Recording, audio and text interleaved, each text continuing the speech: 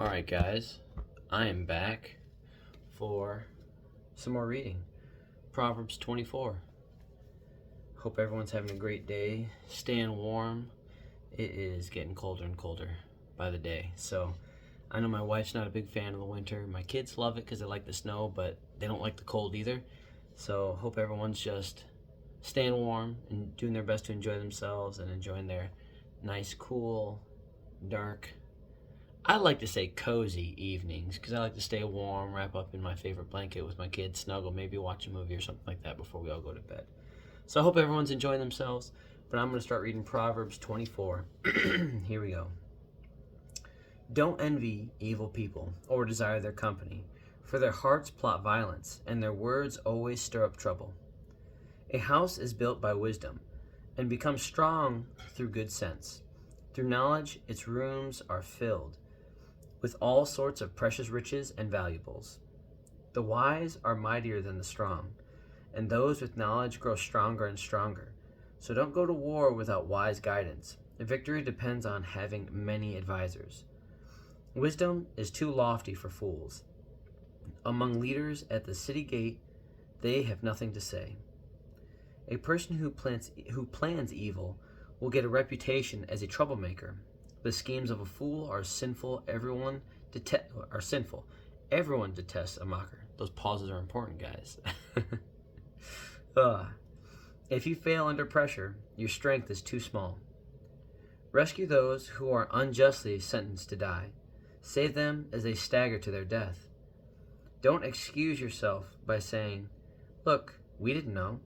For God understands all hearts, and He sees you. He who guards your soul knows you knew. He will repay all people as their actions deserve. My child, eat honey, for it is good, and the honeycomb is sweet to the taste. In the same way, wisdom is sweet to your soul.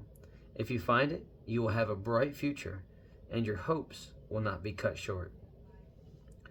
Don't wait in ambush at the home of the godly, and don't raid the house where the godly live.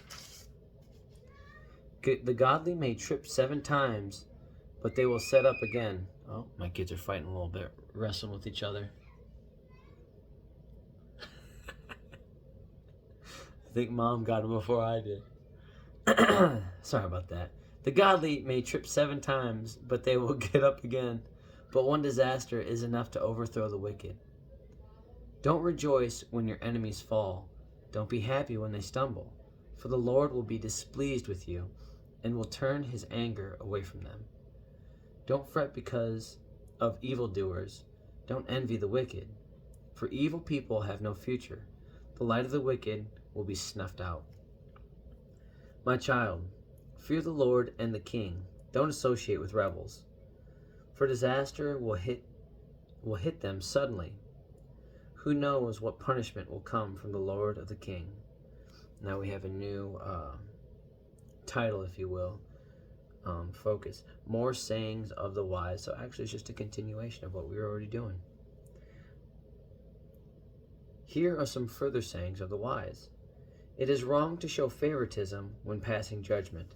A judge who says to the wicked, "You are innocent," will be cursed by many people and denounced by the nations. But it will go well for those who convict the guilty. Rich blessings will be showered on them. An honest answer is like a kiss of friendship. Do your planning and prepare your fields before building your house. Don't testify against your neighbors without cause. Don't lie about them. And don't say, "Now I can pay them back for what they've done to me. I'll get even with them." I walked by the field of a lazy person, the vineyard of one with no common sense. I saw that it was overgrown with nettles. It was covered with weeds, and its walls were broken down. Then, as I looked and thought about it, I learned this lesson. A little extra sleep, a little more slumber, a little folding of the hands to rest. Then poverty will pounce on you like a bandit. Scarcity will attack you like an armed robber. And that's the end of Proverbs 24. I definitely... Where is it? this one right here. This one really hits home for me. And it was Proverbs 24:5-6. The wise are mightier than the strong, and those with knowledge grow stronger and stronger. So don't go to war without wise guidance. Victory depends on having many advisors. I like that one a lot for me. It's not so much that I never took counsel from others or that I never favored wisdom, but I always forced myself to have an understanding that you can not mind and it won't matter type of approach. And a lot of that has to do with the lifestyle I led as far as a soldier goes, and in the weight room as far as pushing myself through pain and kind of encouraging suffering, physical suffering, to better myself. And while those things I think that are good, they're beneficial, they help strengthen the mind, they help strengthen the body, especially when done in a positive manner. I'm not in here like destroying myself and whacking myself with tools. I mean like a building up of the physical body. I think that's always a good thing. But I think if we prioritize that over a building up of the mind, we'll fall short.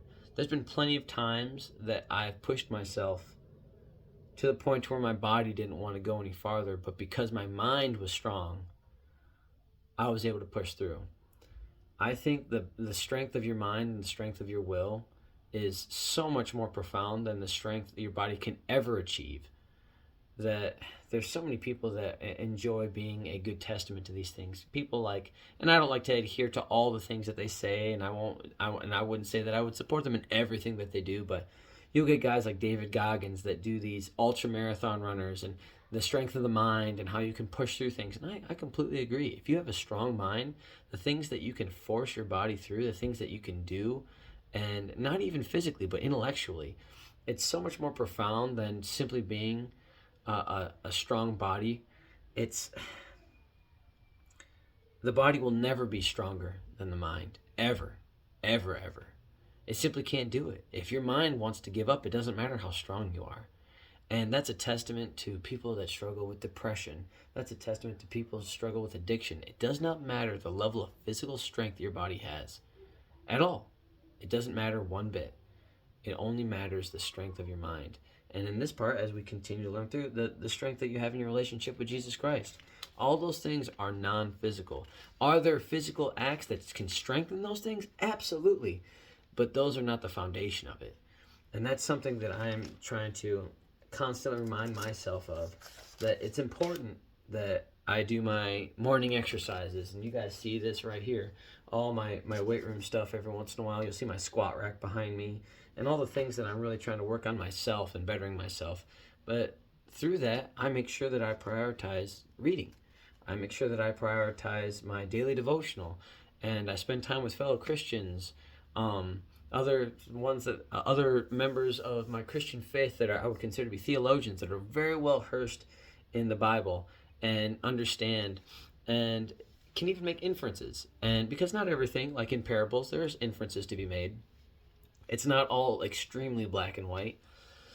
There's some translations that are lost when you go from one language to another, and so it opens up, I don't want to say for interpretation, I don't like that, but it opens up for conversation and how the message speaks to you.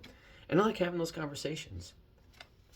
And honestly, now that I've been on this path, I think that that's making me much stronger than my weightlifting is. Am I going to stop doing that? Absolutely not. I think that it's important that I keep my mobility and ability of my body as I continue to grow in age. Not that I think that I'm super old, but I know that I'm no spring chicken either. Okay, I'm going to be 40 sooner than later. And I want to make sure that this body can continue to carry on God's will.